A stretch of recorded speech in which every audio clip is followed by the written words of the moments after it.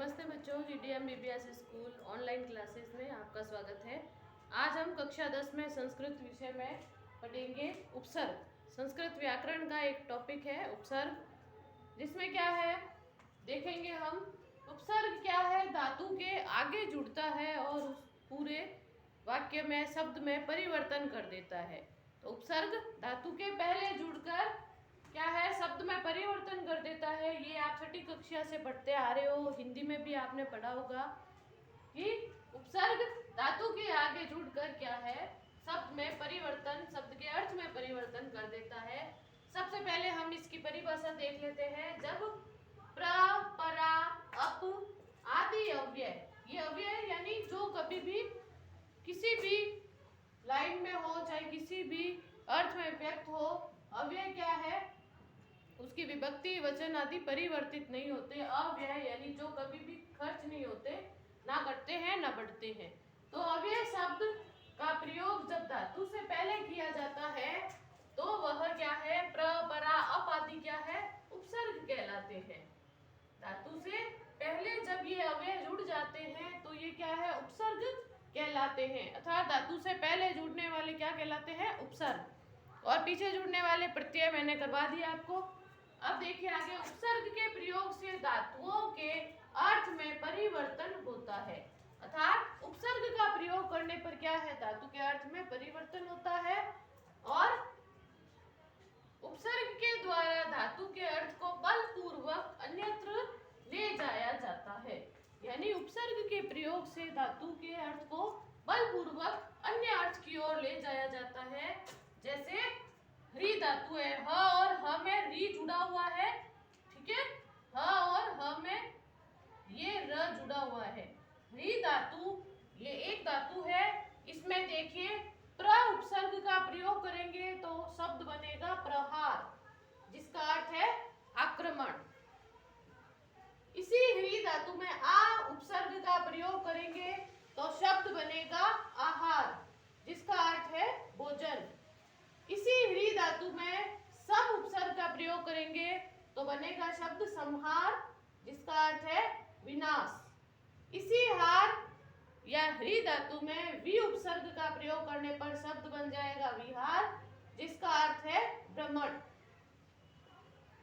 हार में परि उपसर्ग का प्रयोग करेंगे तो बनेगा शब्द परिहार, जिसका अर्थ है निराकरण, ठीक है।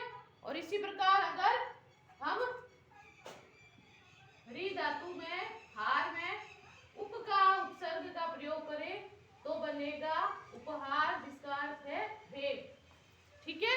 तो देख सकते हो आपके धातु एक ही है, लेकिन उपसर्ग अलग अलग प्रयोग होने पर क्या है, शब्द का अर्थ बदल जाता है और शब्द अलग हो जाता है और उसका अर्थ क्या है, भिन्न भिन्न हो जाते हैं। तो उपसर्ग क्या है, धातु के अर्थ को अन्यत्र ही ले जाता है।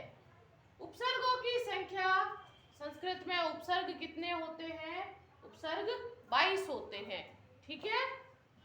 कौन कौन से, तो एक बार मैं सभी बता देती हूँ आपको, उसका अर्थ और उपसर्ग। सबसे पहले है प्र उपसर्ग, जिसका अर्थ है अधिक। फिर है परा, ये परा उपसर्ग, परा का अर्थ है उल्टा या पीछे। फिर है सम, सम का अर्थ है अच्छी तरह। अनु उपसर्ग का अर्थ है पीछे।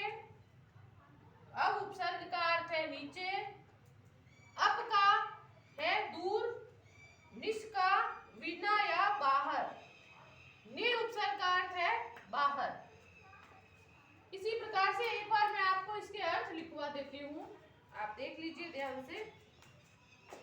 अगला यही लिख रही हूँ। अगला उपसर्ग है दुष। दुष का अर्थ है कठिन।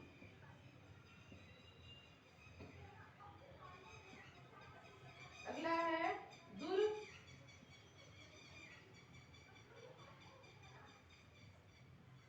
दुर का अर्थ है बुरा।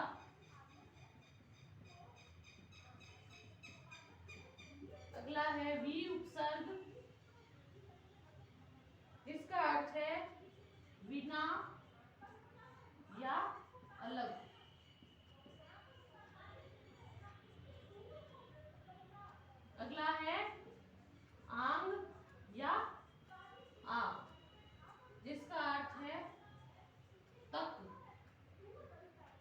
या कम। ठीक है, आगे और देखते हैं।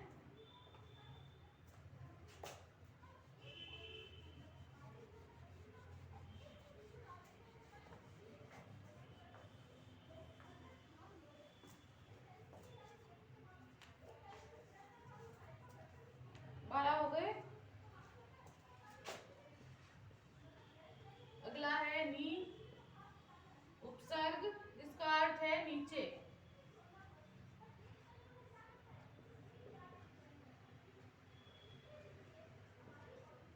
अति उपसर्ग, जिसका अर्थ है ऊपर।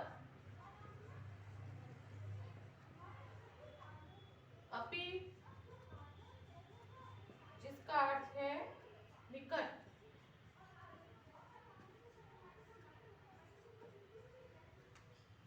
अति उपसर्ग, जिसका अर्थ है बहुत।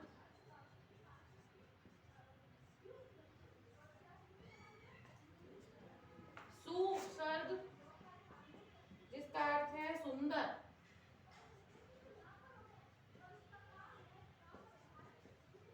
अगला है उद। उद उपसर्ग, जिसका अर्थ है ऊपर। अभी उपसर्ग, जिसका अर्थ है और।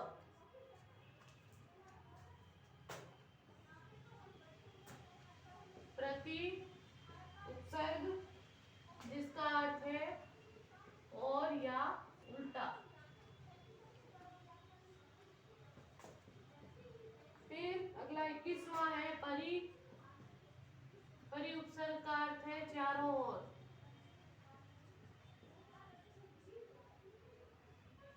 और अंतिम है उप उपसर्ग, जिसका अर्थ है निकट। तो ये एक बार सभी 22 उपसर्गों के आप अर्थ लिख लीजिए। अर्थ का जानना जरूरी है और ये आपके अव्यय में भी काम आएंगे। अर्थ अव्यय भी इससे मिलते जुलते ही होते हैं।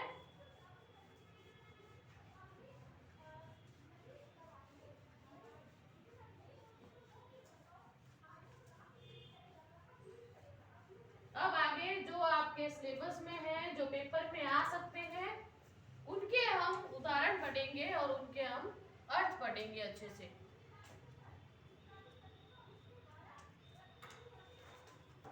उसमें पहला उपसर्ग हम देखते हैं अब उपसर्ग। अब उपसर्ग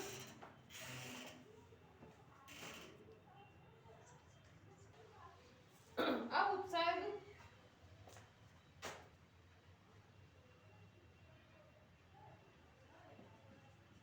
इस उपसर्ग का अर्थ है अधः, यानी नीचे।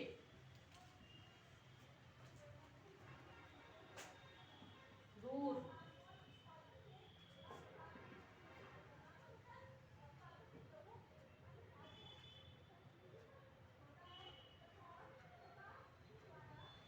ठीक है, अब इसके उदाहरण लिख लेते हैं। जैसे अब उपसर्ग में गम धातु या गच्छति आए तो शब्द बनेगा अवगच्छति। अब उपसर्ग में तार जुड़े तो अवतार। ठीक है,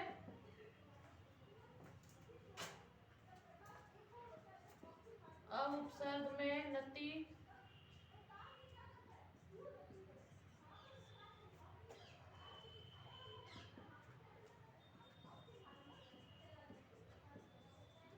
जुड़े तो अवनति। अब उपसर्ग में काश शब्द जुड़े तो अवकाश। ठीक है,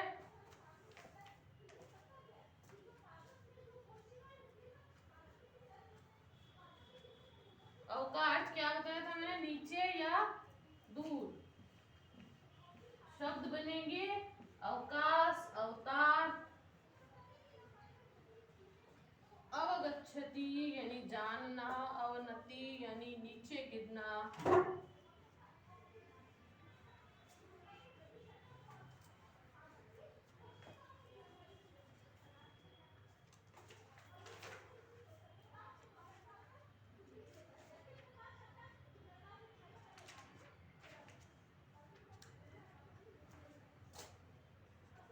इतने बहुत है, इसके अगला देखते हैं हम अब उपसर्ग।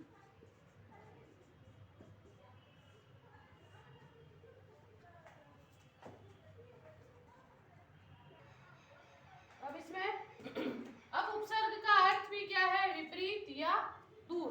उल्टा अर्थ दिखाने के लिए, उल्टा या दूर अर्थ बताने के लिए हमें अब उपसर्ग का प्रयोग करना पड़ता है।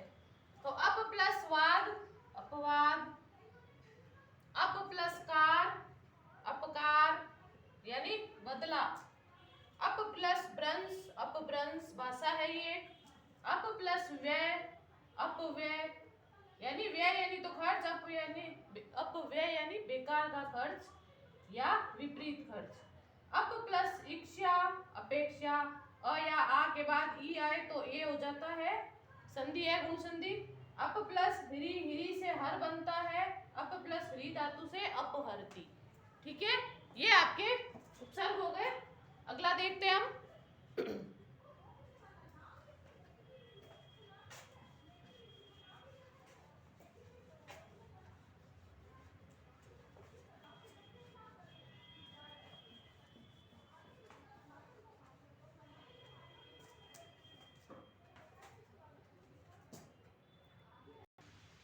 अब देखिए निस उपसर्ग, इसका भी अर्थ क्या है, बिना या बाहर।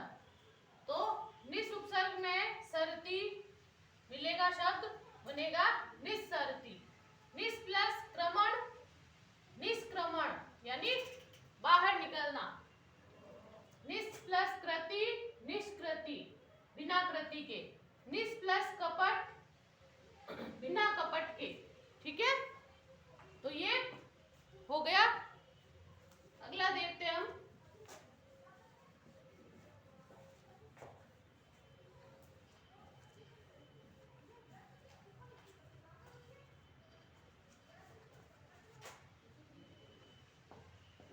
निर उपसर्ग,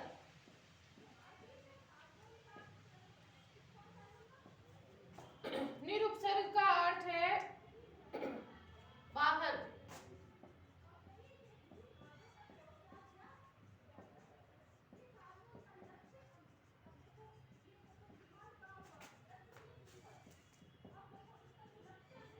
बाहर उदाहरण देखते हैं इसका, जैसे शब्द कैसे बनते हैं उपसर्ग से। निर प्लस गमनम, ये आपको इस तरह से परीक्षा में दिए जाते हैं पेपर में कि उपसर्ग की सहायता से क्या है, शब्द बनाइए। तो इस प्रकार से आपको शब्द बनाना है। र आधा ऊपर चला जाएगा, निर्गमनम। और इसमें भी ध्यान रखना, उपसर्ग निस में यही आएगा। उपसर्ग अगर शब्द दे दिया जाए, उपसर्ग पूछा जाए तो भी आप स ये वाला लिखोगे, लेकिन मिलान करने पर स इधर ये आ जाएगा, निष्क्रमण निष्कृति निष्कपट। ठीक है, निर प्लस आदर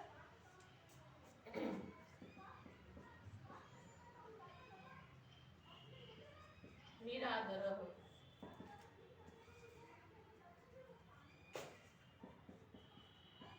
निर प्लस आकरण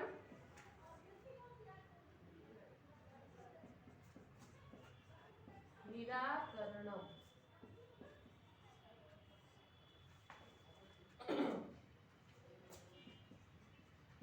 निर प्लस यातः शब्द बनेगा निर्यातः, बाहर भेजना। ठीक है, तो ये हो गया निरुपसर्ग।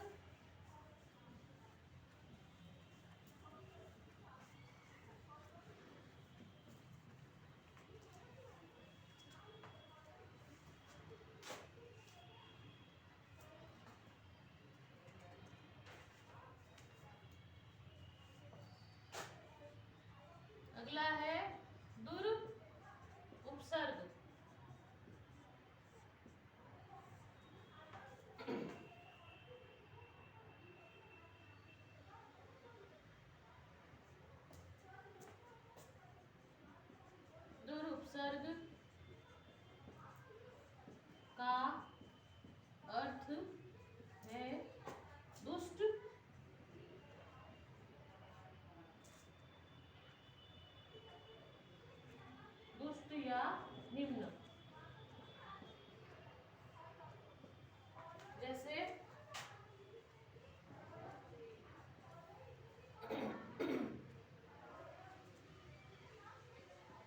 दूर प्लस अवस्था,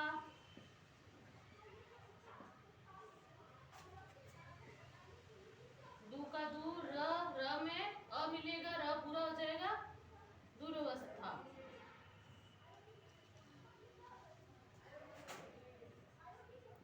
दूर प्लस भाग्य,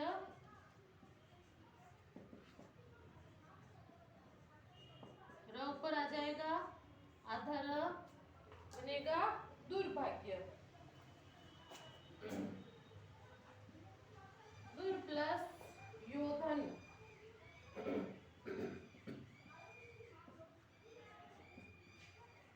दुर्योधन।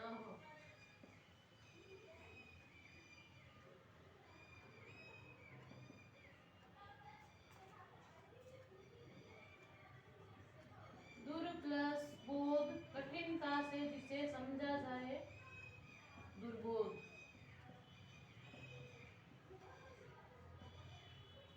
ठीक है।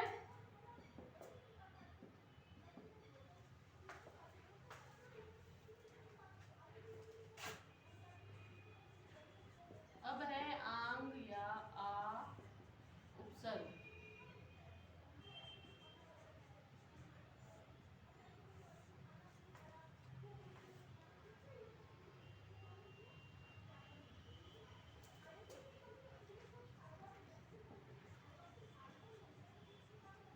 आंग उपसर्ग का अर्थ है पर्यंत या न्यून। पर्यंत यानी होता है तक, वहां तक, या फिर न्यून यानी कम। उदाहरण इसके नीचे दिख जाएंगे आपको, ऊपर लिखते हैं।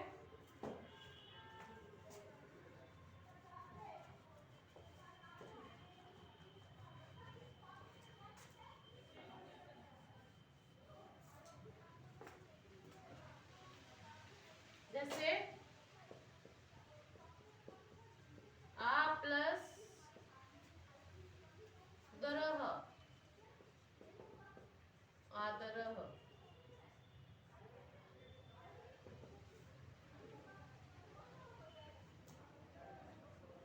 आ प्लस चारह, आचारह, व्यवहार। आ प्लस पत्ती, आपत्ति।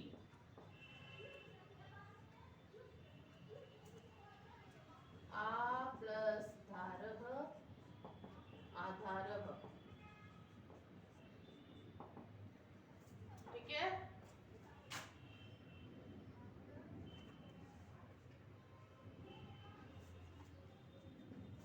आ में नी धातु, नी से बनता है नय, नी धातु जोड़ा आ नयति, ले जाना, नयति का ले जाना।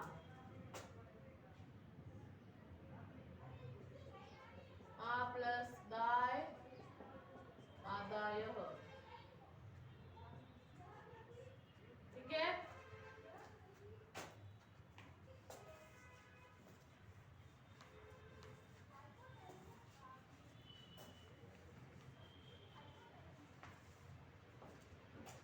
अगला सातवां उपसर्ग देखते हैं, उद उपसर्ग। उद या उत, इसका अर्थ है ऊपर।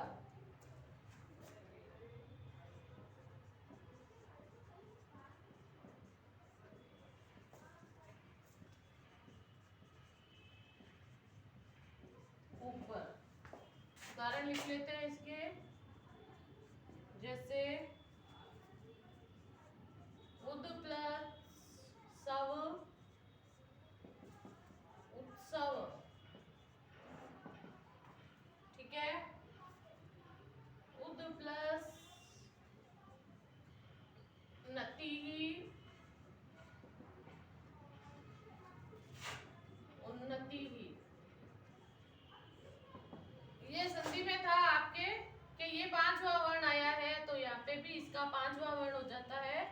क थ द ध न, तो द की जगह न हो जाता है।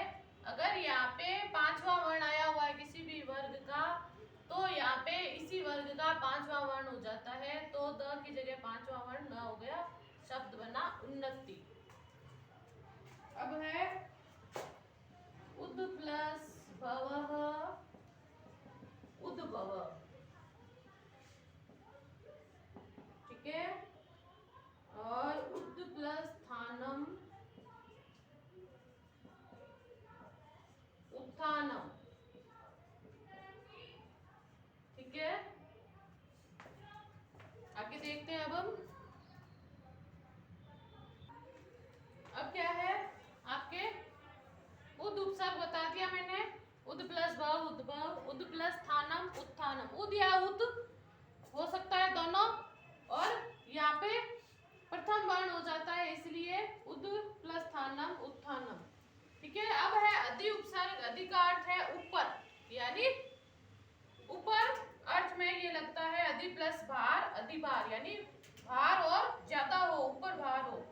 अधि प्लस कार यानी अधिकार, ऊपर जिनका होता है वह होता है अधिकार।